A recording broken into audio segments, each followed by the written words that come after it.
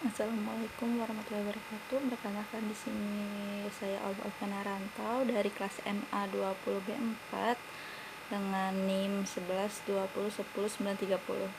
Di sini saya mau menjelaskan perihal definisi resiko berdasarkan ISO 31000 versi 2018. Ya, yang dimana standar versi terbaru dari proses yang sudah dimodifikasi oleh International Organization for Standardization atau ISO. Di Indonesia menggunakan ISO 31000 sebagai standar nasional Indonesia, yang sekarang dikenal menjadi SNI ISO 31000. Adanya pengetahuan mengenai prinsip ini dijadikan paradigma dan juga salah satu persyaratan mengenai praktis yang benar dan efektif di segala perusahaan yang menjalankannya. Lalu prinsip-prinsip manajemen risiko itu ada beberapa ya, ada 8,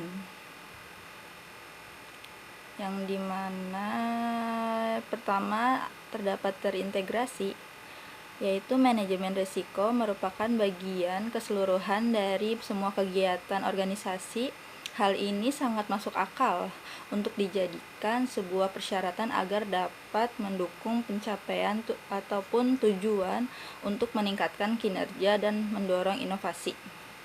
Lalu terdapat terstruktur dan komprehensif, yang dimana terstruktur dan komprehensif ini dimaksud dalam manajemen risiko yang berkontribusi pada hasil yang konsisten dan dapat dibandingkan. Menggunakan prinsip ini tidak terbatas pada risiko dalam organisasi saja, tetapi juga termasuk pada risiko yang dibawa organisasi tersebut yang berhubungan dengan organisasi kita. Yang ketiga ada disesuaikan, di mana dapat disesuaikan kerangka kerja dan proses manajemen risiko dapat sesuai dengan proporsi konteks eksternal dan internal organisasi terkait dengan tujuannya, kebutuhan organisasi, serta risiko yang harus dikelola organisasi untuk mencapai sasarannya harus disesuaikan baik saat ini maupun di masa yang akan datang. Yang keempat ada inklusif, keterlibatan pemangku kepentingan yang tepat dan waktunya juga tepat memungkinkan pengetahuan, pandangan, dan persepsi mereka. Pertimbangan ini menghasilkan peningkatan kesadaran dari manajemen risiko tersebut. Keterlibatan ini diperlukan agar dapat berkontribusi dalam proses komunikasi dan konsultasi, pemantauan, serta peninjauan lebih lanjut.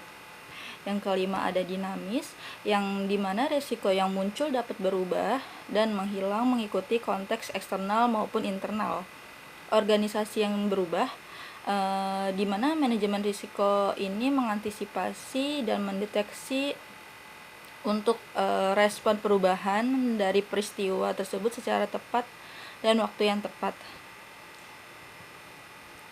Lalu keenam ada informasi terbaik yang tersedia, yang dimana seluruh data manajemen risiko berdasarkan informasi sebelumnya ini harus tepat waktu, jelas, dan tersedia untuk kepentingan yang berkaitan.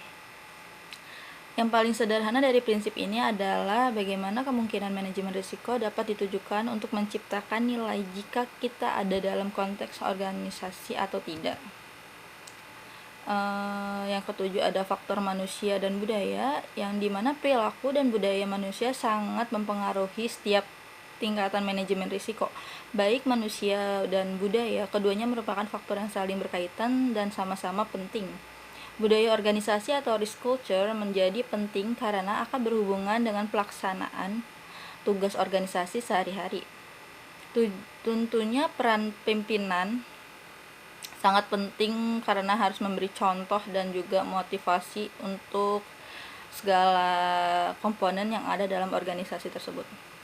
Yang terakhir ada peningkatan keberlanjutan, yang dimana prinsip ini meningkatkan efektivitas kerja dari manajemen risiko, baik yang dilakukan secara berkelanjutan menjadi siklus berkesinambungan dengan menggunakan metode plan do check action, Jadi intinya dari prinsip manajemen risiko ini dapat kita simpulkan dan timbangkan, yaitu ketika menyiapkan rencana kerja itu menjadi fondasi bagi pengelola risiko pada suatu perusahaan.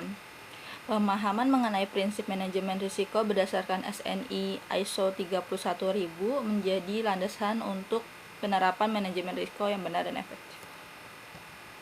Lalu saya akan menjelaskan beberapa kerangka kerja manajemen risiko yang terdiri dari 6 komponen, yaitu ada kepemimpinan dan komitmen, integrasi, desain, implementasi, evaluasi, serta perbaikan.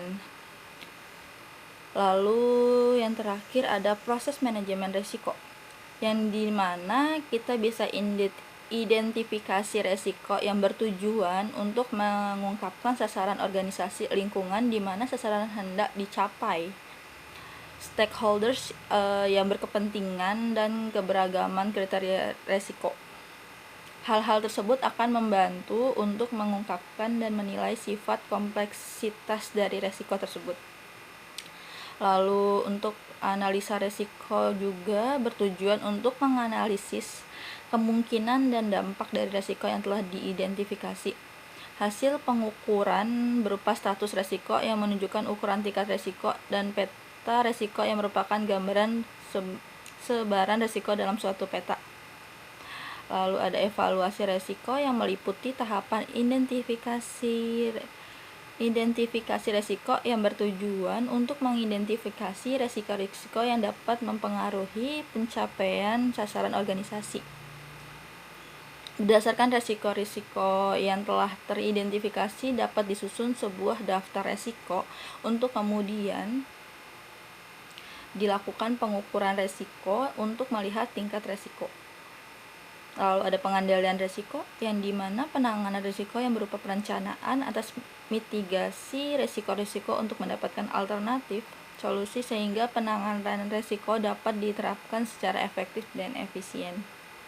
Lalu terakhir ada mitigasi risiko, yang bisa kita jabarkan dengan monitoring dan review yang bertujuan untuk memastikan bahwa implementasi manajemen risiko berjalan dengan lancar sesuai dengan perencanaan serta sebagai dasar untuk melakukan perbaikan secara berkala terhadap proses manajemen risiko tersebut. Sekian presentasi dari saya perihal manajemen risiko ISO 31000 versi 2018. Assalamualaikum warahmatullahi wabarakatuh.